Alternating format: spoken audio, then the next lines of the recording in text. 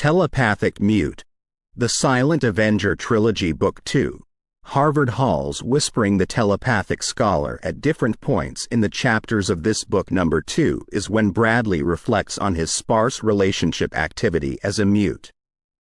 By the lost few chapters, Bradley found someone special, Garth, a second-year med student that thing developed into a serious relationship with. Still not willing to disclose his telepathy to Garth, he happy with Garth because Garth is true to his thoughts and his spoken words. The first person in his life who truly hasn't played any games that he's been able to reveal and having telepathy and knowing what they're thinking compared to what they're saying. Chapter 1 Harvard Beginnings. The mighty arches of Harvard University loomed large before Bradley, their deep-rooted history palpable in the crisp autumn air. Rows of bikes, signs of fresh students and bright-eyed enthusiasts, lined the entrance. The chatter of the university was different than high school, more refined, less chaotic, yet buzzing with the energy of young adults seeking their futures. Bradley walked the pathways with his distinct sense of purpose, making his way towards the psychology department, a field he had chosen out of both intrigue and necessity. Being mute had shaped Bradley's life in many ways, but his telepathic abilities had sculpted it even more profoundly. In this environment, with older, more mature minds around him, Bradley felt a heightened sense of every thought, every nuance, and every unspoken sentiment. There was an orchestra of aspirations, fears, love, anxiety, and ambition playing in the background, a more sophisticated symphony compared to the high school drumline he had left behind. On his first day, Bradley sat in a lecture hall surrounded by hundreds of students. As Professor Linton, a renowned figure in psychology, started discussing the complexities of the human psyche, Bradley felt a profound connection. Here, in this temple of knowledge, he hoped to unravel the intricacies of his own capabilities, maybe even find a way to suppress or control them better. As days turned into weeks, Bradley spent hours in the library, burying himself in books that spoke about telepathy, even if they treated it as fiction or myth. His focus was singular: to understand himself better, and in doing so, understand others. The thoughts of his peers were less about immediate concerns and more about future aspirations, life after graduation, or deeper reflections on personal identity. One day, while immersed in a book about psychic phenomena, Bradley felt a sudden wave of emotion. It was so pure and unfiltered that he was momentarily disoriented. Looking up, his eyes met with a young man's, who quickly turned away, a hint of blush coloring his cheeks. There was something genuine about those emotions, unlike anything Bradley had felt from others in a long time. The young man's thoughts were an open book, reflecting kindness, curiosity, and a bit of nervousness. In the following days, Bradley would often find himself crossing paths with the same young man. Their silent exchanges became a regular event, and Bradley soon learned his name was Garth, a second-year med student. Bradley respected the privacy of Garth's thoughts but couldn't help noticing one consistent sentiment: Garth's words always mirrored his thoughts. There was an authenticity about him, a genuine nature that Bradley hadn't encountered before. Lunches in the university courtyard turned into coffee shop study dates. Bradley communicated with his notepad, and Garth, with his ever-patient demeanor, would read and reply, their conversations deep and engaging. Their bond deepened, with Bradley feeling more connected to Garth than he had with anyone else. Yet, there was one secret Bradley held close. His telepathy remained undisclosed. With Garth, he didn't feel the need to peer into his thoughts constantly. He felt content, heard, and understood, even in his silent world. The irony wasn't lost on Bradley. In this grand institution where words and knowledge were paramount, he had found a connection that transcended speech. As the semester progressed, Bradley found himself engrossed not only in his studies but also in the world Garth introduced him to. They explored Boston, attended symphonies, and discussed everything from medicine to psychology. Bradley felt a sense of belonging, a feeling that had eluded him for so long. In Garth, Bradley saw a future, one where words weren't necessary, where understanding was intuitive, and where love was unspoken but deeply felt. The complexities of adulthood, with its nuanced emotions and matured thoughts, made Bradley's telepathy both a challenge and a gift. Yet, in the heart of Harvard, among the ancient books and forward-thinking minds, Bradley found a chapter of his life that he never wanted to end. Chapter 2, refining the gift as the autumn leaves transitioned into a stark winter. Bradley's academic journey at Harvard was accompanied by a personal one. His telepathy, once a tool for defense and understanding in high school, now became an instrument of refinement and deep introspection. Harvard, with its eclectic mix of international students, presented Bradley with a plethora of minds, each bringing its own set of experiences, values, and emotions.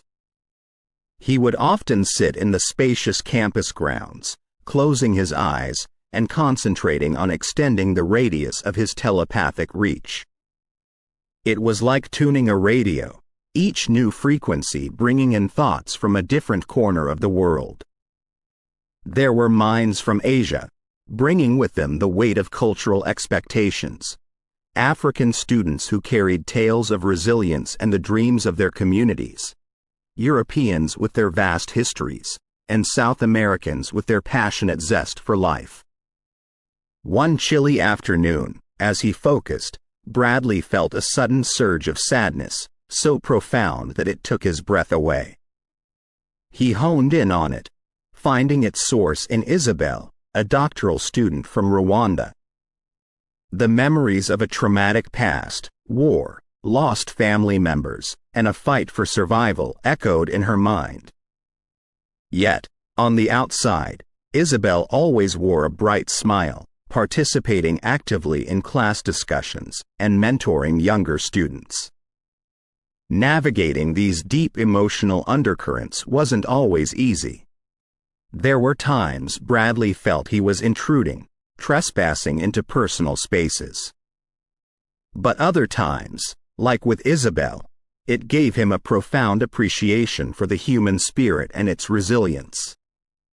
He would often pen down these experiences in a journal, a cathartic exercise to process the overwhelming flood of emotions. Bradley's exploration wasn't limited to students. Professors, with their vast experiences and unique personal journeys, provided another layer of complexity. He found himself sometimes in moral quandaries, like when he sensed a senior faculty member's internal struggle about a professional decision that had personal ramifications. Bradley grappled with the question: should he intervene, even subtly, or respect the privacy of thought and decision-making?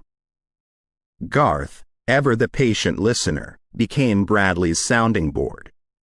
Even without revealing his telepathic abilities, Bradley would present hypothetical moral dilemmas, and they would discuss them over late-night coffees.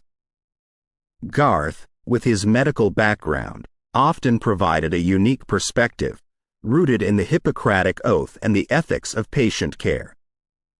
One evening, as they sat in their favorite cafe, Bradley posed a question: if you could know the deepest fears or secrets of someone, would it be right to use that knowledge, even if it's for their good? Garth pondered for a moment. It's a heavy responsibility. Knowing something and acting on it are two very different things. It's about intent, but also about respecting boundaries. Every person's mind is their sanctuary. Bradley sipped his coffee, taking in Garth's words. It was this wisdom, this unassuming clarity, that drew Bradley to Garth. Winter turned to spring, and as the Harvard campus bloomed, Bradley's understanding of his gift evolved. He practiced restraint, honing his abilities not just for depth but also for discretion. He realized that with great power came not just responsibility but also the wisdom to know when to act and when to remain a silent observer. By the time summer approached, Bradley had matured in more ways than one. Harvard had not only expanded his academic horizons but also given him a deeper understanding of humanity in all its shades. And as he looked forward to another year, he knew that the journey of refining his gift, of understanding the world and himself, was just beginning. Chapter 3 Dark Academia. The hallowed halls of Harvard University were known for academic excellence, a place where knowledge and integrity intertwined. But as Bradley soon discovered, even the most revered institutions were not impervious to the darker sides of ambition. It began innocently enough. While sitting in the library, nestled between towering stacks of books, Bradley was engrossed in his psychology texts. But as often happened, his telepathic radar picked up snippets of thoughts from those around him. One particular strand caught his attention, a frantic repetition. "I have to get that paper. It's the only way I'll pass." Curious, Bradley tuned in more closely, tracing the thoughts to a young man sitting a few tables away, intently staring at his laptop. Images flitted through the student's mind. A clandestine meeting, exchange of money, and an academic paper with someone else's name on it. Bradley felt his heart rate pick up. He'd heard of academic dishonesty, of students buying papers or paying others to write for them, but he'd never encountered it so directly. The more he delved, the clearer the picture became. This wasn't an isolated incident but a part of a much larger network, a web of deceit that reached into various corners of the university. There were professors involved, turning a blind eye for personal favors or financial incentives, and a whole underground system that traded in academic dishonesty. Overwhelmed, Bradley retreated to his dorm, trying to process what he'd discovered. Was he in a position to do anything about it? And more importantly, should he? While he was against dishonesty, he wondered if it was right for him to intervene, especially using his unique abilities. He thought of Garth, who was a beacon of integrity in his life. Without giving away the specifics of his discovery or the means by which he came across the information, Bradley posed a hypothetical situation to him. Garth's brow furrowed. Academic dishonesty devalues everyone's effort. If what you're suggesting is happening, then it's a significant issue. However, the dilemma wasn't that simple. As Bradley shared more, emphasizing the involvement of some faculty members, Garth sighed. "Brad, it's not just about the dishonesty but also the potential repercussions. If you decide to do something, you need to be careful." Taking Garth's words to heart, Bradley decided to use his telepathy judiciously. He started attending the classes of professors who were implicated, sitting quietly, absorbing not just the lectures but also the underlying currents of thought. He soon had a list of students and professors involved, and evidence, in the form of memories and thoughts, that painted a vivid picture of the academic underworld. But how was he to use this information without revealing his abilities? He decided on anonymity. Bradley began sending anonymous emails to the university's ethics committee, providing them with detailed tips on where to look, which papers to investigate, and subtle hints about faculty involvement. To his relief, the tips weren't ignored. The university, renowned for its reputation, launched a quiet investigation. Over the following weeks, there were discreet expulsions and some faculty were put on sudden sabbaticals. However, as the underground network began to feel the heat, Bradley sensed a shift in the thoughts of those involved. Paranoia and fear permeated their minds. He realized that his actions, though aimed at ensuring fairness, had profound consequences on the lives of those implicated. Bradley grappled with guilt. Was he playing judge, jury, and executioner? Was it fair to wield his gift in such a manner? He found himself questioning his actions, the weight of his decisions pressing heavily on his shoulders. One evening, as Bradley and Garth walked along the Charles River, Bradley confessed his uncertainties. Garth listened patiently and then said, "Brad, intentions matter. You wanted to ensure fairness and integrity. But it's also essential to remember that every action has a ripple effect. It's not about right or wrong, but about understanding these ripples." Bradley nodded, taking solace in Garth's words. The dark academia he'd uncovered was a stark reminder of the complexities of the adult world. As the academic year came to a close, Bradley was more aware than ever of the fine line he walked with his abilities. He had the power to uncover truths, but with that came the responsibility of handling them with care and understanding. Chapter 4: The Silent Counselor. The vast campus of Harvard was a place of dreams for many, but for some, it was also a crucible of personal challenges. Behind the grandeur of the historic buildings and the proud crimson banners lay stories of students grappling with immense pressures, from academic workload, societal expectations, personal relationships, to the weight of their own ambitions. Bradley, with his unique telepathic gift, often felt like a silent observer of an intricate dance. He would catch stray thoughts filled with anxiety, distress, or sheer desperation. One evening, as he sat in a corner of the Whittier Library, Bradley's attention was drawn to a student named Jenna. Her thoughts were a storm. "I can't do this anymore. No one understands how hard it's been." Moved by Jenna's internal struggle, Bradley felt a deep urge to help. That night, he anonymously sent her a note. It read, "You're not alone. It's okay to seek help, to talk. Your journey is unique, and it's okay to ask for support." Jenna never knew the sender, but the note had its intended effect. The next day, Bradley overheard her thoughts about seeking counseling and felt a profound sense of relief. Word spread about the mysterious Harvard angel, leaving heartening notes for students in distress.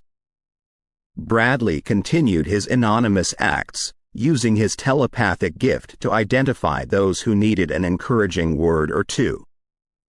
At times, he'd leave a small motivational quote in a textbook, or occasionally, an anonymous email bearing words of comfort. While his interventions brought solace to many, they weren't without challenges. Balancing a demanding academic schedule with his nocturnal acts of kindness, Bradley often found himself stretched thin. There were nights when he'd return to his dorm exhausted, only to pick up the distressing thoughts of someone in need. The call to help, for Bradley, was impossible to ignore. Garth began to notice the change in Bradley's demeanor. One night, as they both sat on Bradley's dorm room floor, surrounded by a sea of textbooks and notes, Garth asked, "Brad, are you all right? You look exhausted." Bradley hesitated before finally admitting, "I've been helping people. A lot more than before. But it's taking a toll on me." Garth sighed, I thought as much. Look, what you're doing is incredible. But you also need to look after yourself. You can't pour from an empty cup. The idea of telepathic fatigue had never occurred to Bradley. He had always considered his gift endless, but now the strain was evident. It wasn't just physical tiredness. The emotional weight of carrying others' burdens was catching up to him. Garth's concern was palpable. Maybe it's time for a break, Brad. Or at least, find a way to manage how much you're doing. Bradley nodded, taking in the wisdom of Garth's words. He began setting boundaries, allotting specific times for his interventions and ensuring he had adequate rest. Bradley also began practicing mindfulness, grounding himself to avoid being overwhelmed by the sea of emotions he often waded through. As weeks turned into months, Bradley struck a balance. He was still the silent counselor, the unseen guardian angel of Harvard, but he was also a student, a friend, and someone in love. The challenges were many, but with every act of kindness, with every soul comforted, Bradley knew his journey at Harvard was about more than just academics.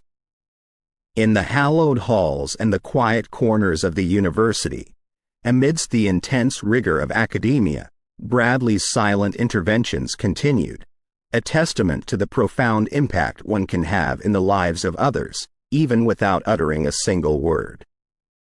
Chapter 5: Love and Echoes. In the heart of Harvard's sprawling campus, amidst its storied buildings and hallowed halls, Bradley's life took a tender turn. Garth, with his intelligent eyes and unwavering kindness, became a beacon for Bradley in a world where he constantly navigated the tempestuous seas of others' thoughts. Their bond deepened, and every stolen glance, every gentle touch, became a testament to a love that was silently blossoming. On one of their dates, they strolled down the banks of the Charles River.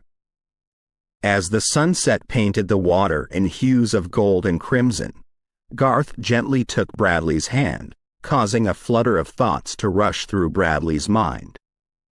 He realized, then, the constant challenge he'd face in this relationship, the ever-present temptation to delve into Garth's thoughts. In the past, Bradley's telepathy had been an invaluable tool, often used to navigate the complexities of social situations. But now, with Garth, he felt a moral duty to respect the sanctity of their relationship by keeping his gift at bay. Bradley wanted to know Garth's thoughts, hopes, and fears through shared experiences, not by telepathic intrusions. Yet, as days turned into weeks, there were moments when the lure became almost irresistible.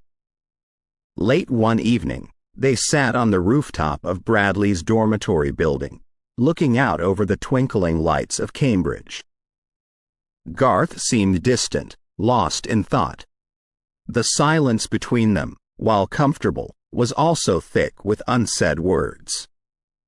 Bradley felt the urge rise within him, the need to know what Garth was pondering.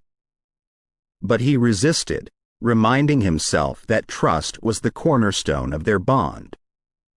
However, love, with its intricate dance of vulnerability and intimacy, had its own plans. One night, as they lay side by side, Garth whispered, "Do you ever wish you could truly know what someone feels? Not just through words, but truly feel their emotions?" Caught off guard, Bradley hesitated before admitting, "Every day." Garth nestled closer, his voice soft. "Sometimes, I wish you could read my mind. There's so much I want to convey, but words often fall short." Touched by the profound trust Garth was offering, Bradley took a deep breath. "Only if you're sure." In that intimate space between heartbeats, Garth nodded. Slowly, tentatively, Bradley extended his telepathic reach, delving gently into Garth's consciousness. What he found was a symphony of emotions: deep love, unwavering trust, a hint of insecurity, and dreams of a shared future. It was an overwhelming experience, one that left them both emotionally raw but immeasurably closer. They began to occasionally share these moments of telepathic intimacy, always with mutual consent. It became their secret language, a bridge between two souls that words often failed to span. Yet, with every shared emotion, Bradley was reminded of the responsibility his gift entailed. He promised himself to never misuse it, especially with Garth. Their relationship was sacred, built on mutual respect and understanding, and Bradley intended to keep it that way.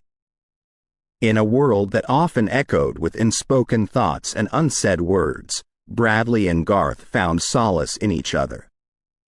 Their love story, while unconventional, was a testament to the power of trust and the beauty of genuine connection, transcending the spoken and delving deep into the realm of the unspoken. Chapter 6 Challenges of Growth midterms were looming large over Harvard, casting a shadow of anxiety that Bradley could practically feel in the collective consciousness. Amongst the whirlwind of thoughts about papers, projects, and exams, Bradley's own pressures began to mount. His telepathic abilities, while an asset, sometimes felt like a double-edged sword. While he could glean answers from the thoughts of the brightest minds around him, he made a pact with himself to earn his grades, relying only on his own knowledge and efforts. One evening, while studying in the Whittier Library, Bradley was interrupted by a frantic cascade of thoughts. How am I going to pass this class? If I fail this, I might lose my scholarship. My family. ... The thoughts trailed off into a storm of anxiety. Bradley looked up to see a young woman, her face etched with worry, flipping through her notes in panic. He felt an urge to help, maybe offer some guidance or share his notes. Yet, he paused. Was this intervention in her best interest, or was he merely seeking to alleviate his own discomfort at sensing her distress? As the days wore on, Bradley began to grapple with a deeper question. Was it always right to intervene? He had started helping students, offering silent counsel, and while many were grateful, there were also unintended consequences. Some began to rely too heavily on him, forsaking their own growth. Others, feeling the unseen influence in their lives, became paranoid, suspecting peers of deceit. Amidst this introspection, Bradley encountered a mind unlike any he had ever sensed before. It was a complex maze of emotions and thoughts, shifting rapidly from one topic to another. Trying to understand it was like trying to catch a wisp of smoke with bare hands. Intrigued and a bit unnerved, Bradley decided to meet the person behind this enigmatic mind. The individual turned out to be Professor Calvin Derricks, a renowned cognitive scientist newly recruited to Harvard. His lectures were a tour de force, drawing students from various disciplines. Bradley decided to enroll in one of his classes, hoping to understand the man better. Their first interaction was unexpected. After a particularly riveting lecture on the elasticity of the human mind, Bradley approached Professor Derricks with a question. As Bradley tried to glean insights from the professor's thoughts, he was met with a silent chuckle. Trying to get a sneak peek into my mind, Mr. Professor Derricks trailed off, a twinkle in his eye. Bradley, he replied, taken aback. Was it possible that Professor Derricks knew about his telepathy? Over the next few weeks, Bradley found himself both challenged and captivated by Professor Derricks. Their discussions ranged from the nuances of cognitive theories to deeper philosophical questions about the nature of the mind. One evening, after class, Professor Derricks called Bradley aside. "You know, Bradley," he began, "our minds are like vast oceans, with surface waves and deep undercurrents. While you may be able to surf the waves, diving deep requires more than just telepathy." Bradley looked at him, a question in his eyes.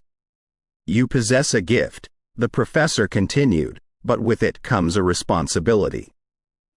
Before intervening in someone's life, always ask yourself, am I doing this for them or for myself?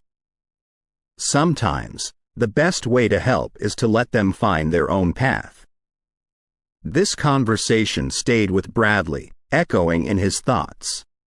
The challenges of growth were not just academic or personal but moral as well.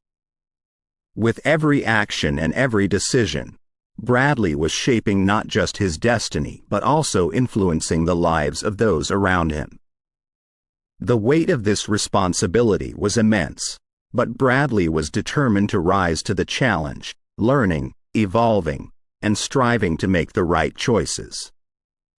Chapter 7 Whispers of the Past Night had descended over Harvard's historic campus, casting a shadowy tranquility across the quads and pathways. Bradley sat in his dimly lit dorm room, the rhythmic ticking of the old clock on the wall creating a gentle ambiance. Tonight, his thoughts weren't consumed with academic pursuits or even his recent discoveries. Instead, they were adrift, lost in the tangled web of memories from his high school days. A picture frame on his desk caught his eye. The photo showcased a group of teenagers, smiles plastered on their faces, capturing a moment of carefree jubilation. Among them was Bradley, his smile not quite reaching his eyes. The image was a stark reminder of a mistake he had never managed to forgive himself for.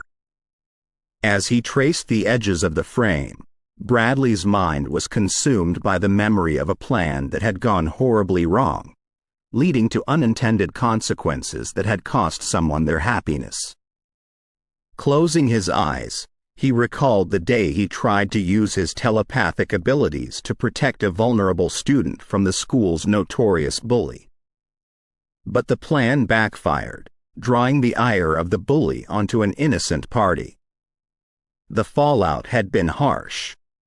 Bradley had watched, helpless, as a friend was ostracized and humiliated, all because of a decision he had made.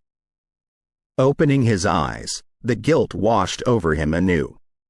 Although he had left those high school hallways behind, the echoes of that mistake still haunted him. As the years passed, he had refined his telepathic abilities, honed them, even expanded their range. But no amount of skill could erase the past. Driven by a need for redemption, Bradley began to explore a previously untapped facet of his telepathy, the ability to navigate the ethereal realm of dreams. Night after night, he delved into this uncharted territory, seeking a means to communicate with the friend he had wronged. His initial attempts were disjointed, fragmented snippets of surreal landscapes and nonsensical scenarios. But, with perseverance, Bradley began to get the hang of it. He could feel the boundaries of his own dreams and, with careful maneuvering, could step into the dreams of others. It felt like walking through a door into another world, each dream a unique landscape molded by the sleeper's subconscious. One evening, after countless attempts, Bradley finally found himself standing at the edge of a familiar dreamscape. It was a vivid replication of their high school's courtyard, the very place where the incident had unfolded. He recognized the dreamer instantly, his friend, looking as young and vulnerable as he did on that fateful day. Drawing a deep breath, Bradley approached him. "I'm so sorry," he began, the weight of years of guilt evident in his voice. "I never meant for any of it to happen. I wanted to help, but I made things worse." His friend turned to face him, his expression inscrutable. "I've been waiting for you," he replied. "Not for an apology, but for understanding. I've made peace with the past, but have you?" As the dream continued, the two of them revisited that day, viewing it from each other's perspectives. Bradley felt the sting of humiliation his friend had endured, while his friend experienced the desperation and helplessness Bradley had felt. The dream provided a platform for communication, for understanding, and, ultimately, for healing. When Bradley awoke the next morning, he felt an overwhelming sense of relief. The chains of guilt that had bound him for years had loosened. Although he couldn't change the past, the dream encounter offered a semblance of closure. The road to redemption was long, but this was a significant step forward. As days turned into weeks, Bradley continued to harness his newfound ability, reaching out through dreams to mend broken relationships and offer solace. The whispers of the past might never fade entirely, but Bradley had found a way to make peace with them, using his unique gift to heal and to grow. Chapter 8. The Telepathic Thesis. The stone-laden halls of Harvard University had witnessed countless groundbreaking research projects and dissertations, but none quite as peculiar or personally involved as Bradley's chosen topic: the theoretical possibility of telepathic communication in Homo sapiens. The initial inspiration had been simple. As someone with first-hand experience in the matter, who better to explore the topic than Bradley? However, in a setting driven by empirical evidence, discussing telepathy was considered fringe at best. Most of the scientific community dismissed it as pure fiction, a construct of pop culture and wild imaginations. But Bradley was undeterred. His research didn't argue the existence of telepathy outright. Instead, he approached it methodically, starting with a deep dive into the complexities of the human brain, drawing correlations between heightened neural activities, the untapped potential of certain cerebral regions, and hypothetical situations where such abilities might manifest.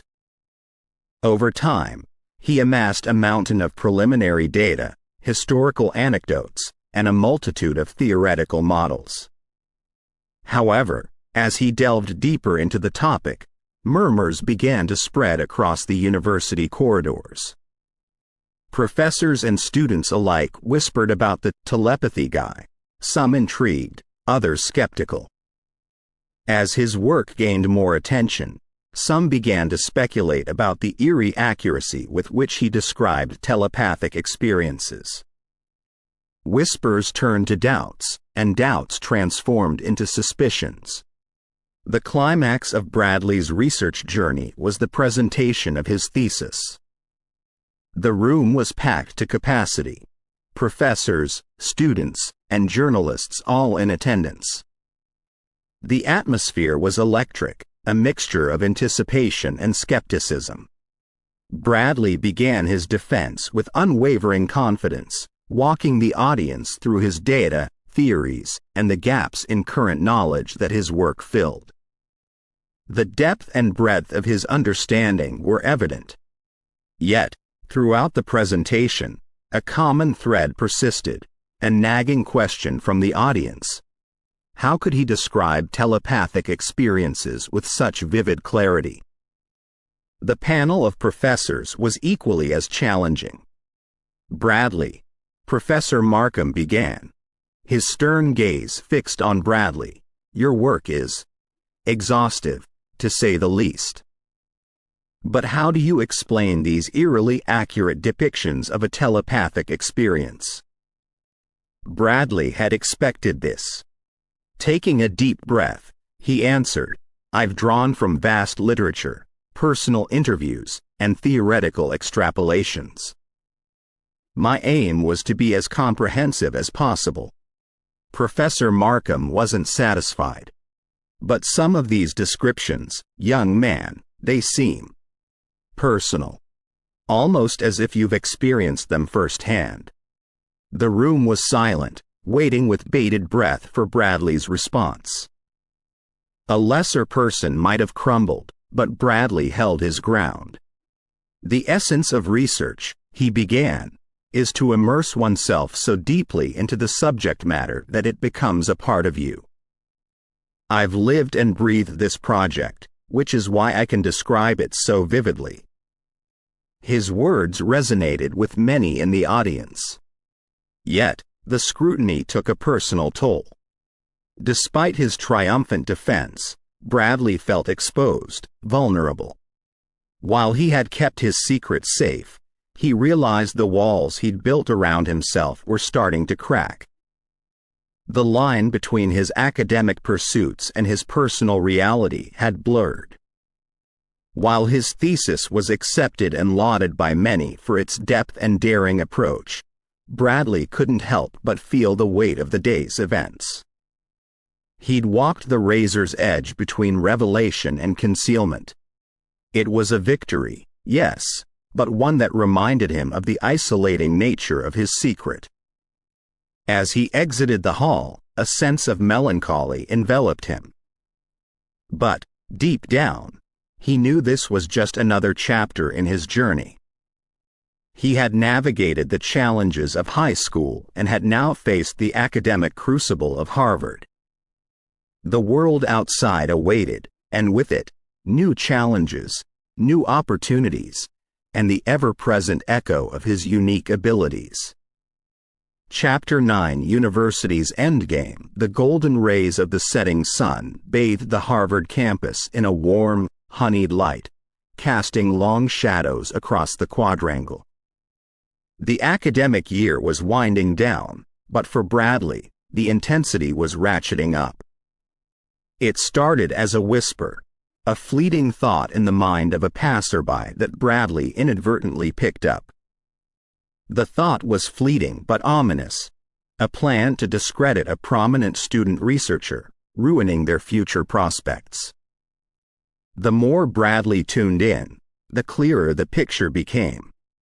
The target? Himself.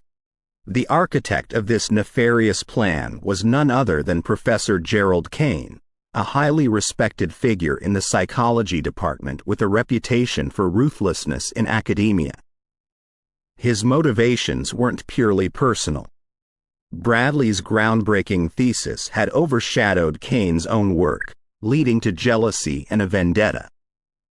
The plan was simple: to find an error, however minuscule, in Bradley's work, and blow it out of proportion to discredit his entire thesis.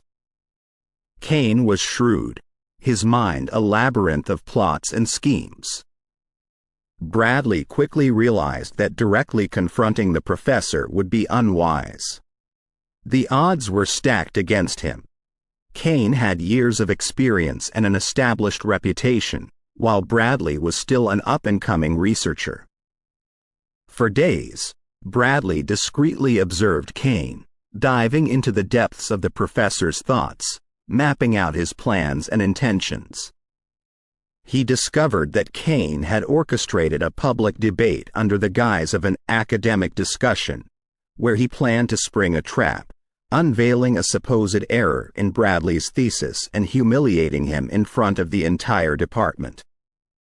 Bradley had to be strategic.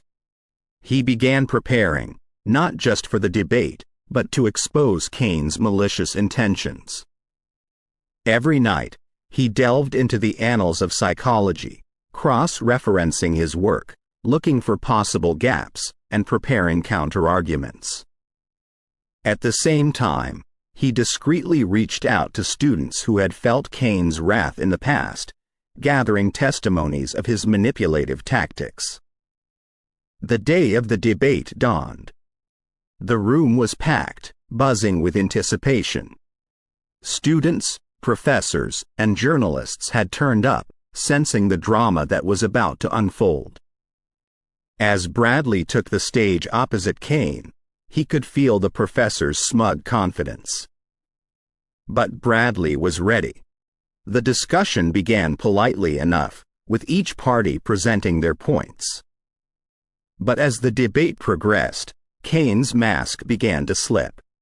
He launched into a tirade, accusing Bradley of academic dishonesty, presenting what he believed to be a damning error in Bradley's research. But Bradley was prepared. Calmly and methodically, he not only defended his work but also turned the tables on Kane. He posed questions that subtly hinted at the professor's dubious tactics, shedding light on the patterns of Kane's behavior. One by one, Bradley brought forward students who testified to Kane's manipulation, painting a picture of a man driven by ego and jealousy. The room was in shock. The tables had turned, and Kane, once the predator, now found himself the prey. But Bradley wasn't done. Using his telepathic abilities, he sensed Kane's rising panic and fear. Bradley leaned in, whispering so only Kane could hear, "I know." Kane's face went pale. He realized that Bradley knew more than just his academic transgressions. He knew his deepest, darkest secrets. The weight of his actions, combined with the revelation of Bradley's abilities, was too much. Kane abruptly conceded the debate and hurriedly left the hall. The audience erupted in applause, lauding Bradley for his composure and brilliance. But for Bradley, the victory was bittersweet. He had exposed Kane, but in doing so, he had also realized the extent and potential dangers of his abilities. The power to know someone's innermost thoughts was both a gift and a curse. As he walked out of the hall, the weight of responsibility pressed heavily on his shoulders. He knew that with great power came great responsibility. Bradley made a silent vow to himself to always use his abilities for good, to protect and uplift, never to harm. The chapter at Harvard was closing, but Bradley's journey was just beginning. The world outside, with its complexities and challenges, awaited him, and he was ready. Chapter 10. Beyond the whisper, the scarlet and gold robes swayed in the gentle breeze of early summer. Students, proud and excited, strolled through the Harvard yard, their mortarboards held high, the promise of new beginnings filling the air. Laughter and chatter echoed as families gathered to celebrate their graduates, snapping photos to capture the momentous occasion. But amidst the throng of jubilant students, Bradley stood alone, immersed in reflection. As he looked at the grand buildings that had been his academic haven for years, memories flooded back, both bitter and sweet. The challenges he'd faced, the mysteries he'd unraveled, and the bonds he'd forged. Walking slowly towards the commencement stage, Bradley felt a mix of pride and apprehension. Harvard had been his crucible, testing and shaping him in ways he hadn't anticipated. His telepathic abilities, once a secret burden, had evolved and deepened. They had granted him insights into the human psyche that few could fathom, and with those insights came responsibilities. As he sat through the graduation ceremony, Bradley's mind raced ahead. He saw flashes of his future, a counseling office, patients grappling with trauma, and his own unique approach to healing. An approach that melded traditional therapeutic techniques with the profound understanding of the human mind that his telepathy offered. The commencement speaker, a renowned psychologist, spoke eloquently about the human mind's resilience and the crucial role of empathy in understanding and healing. Every word resonated deeply with Bradley. It felt as though the universe was nudging him, affirming his decision to delve into trauma counseling. As the ceremony drew to a close, Bradley's name was announced. The applause from the audience was thunderous, a testament to the impact he'd made on campus. But as he accepted his diploma, Bradley felt a twinge of sadness. His time at Harvard had come to an end. The cocoon that had nurtured him was now urging him to spread his wings. In the days following graduation, Bradley began laying the groundwork for his trauma counseling practice. He secured a small office in Boston, a cozy space with warm lighting and plush chairs. It was here that he envisioned healing minds and mending souls. But with the excitement of this new venture came challenges. Bradley grappled with the ethical considerations of his telepathy in a therapeutic setting. Should he disclose his ability to his patients? Would it be a breach of trust to dive into their minds without explicit consent? These questions weighed heavily on him. One evening, as Bradley was setting up his office, there was a soft knock on the door. It was Garth, holding a potted plant, a peace lily. "For your new beginning," Garth said, smiling. The two sat down, the office's stillness enveloping them. They spoke of the future, of dreams and aspirations. Bradley shared his apprehensions about his practice, and Garth listened, offering solace and perspective. "You have a gift, Bradley," Garth said. "But it's how you choose to use it that will define you." The conversation with Garth was a turning point. It solidified Bradley's resolve to use his telepathy ethically and judiciously. He drafted a code of conduct for himself, guidelines that would ensure he wielded his unique ability with care and compassion. As days turned into weeks, Bradley's practice began to take shape. Word spread about the new counselor in town with an uncanny ability to understand and heal. People from all walks of life poured into his office, victims of trauma seeking solace, understanding, and healing. Bradley's sessions were transformative. With his telepathy as a guide, he gently navigated the labyrinthine corridors of the human mind, offering insights and healing in ways traditional therapy couldn't. But as he delved deeper into his practice, Bradley sensed a looming challenge on the horizon. There were minds, dark and twisted, that he hadn't encountered yet. Minds that would test his limits and force him to confront his own fears and vulnerabilities. And so, as the first book of the Telepathic Mute, the Silent Avenger Trilogy, drew to a close, Bradley stood at a crossroads. With his newfound purpose and the promise of challenges to come, the stage was set for an even more riveting sequel.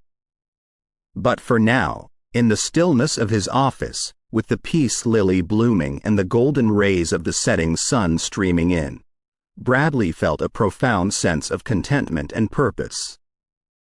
The journey had only just begun. We hope you have enjoyed our paranormal scary story as the second in a trilogy about Bradley, the Telepathic Mute. Please visit us at Paranormal Untold Stories. Come to listen to more of our scary stories collection. Paranormal Untold Stories encourages you to contact us if you have your own untold story that you would like our professionals team to put online as a scary story. Thank you. Please follow our YouTube channel, Paranormal Untold Stories, and encourage others to do the same. Paranormal Untold Stories.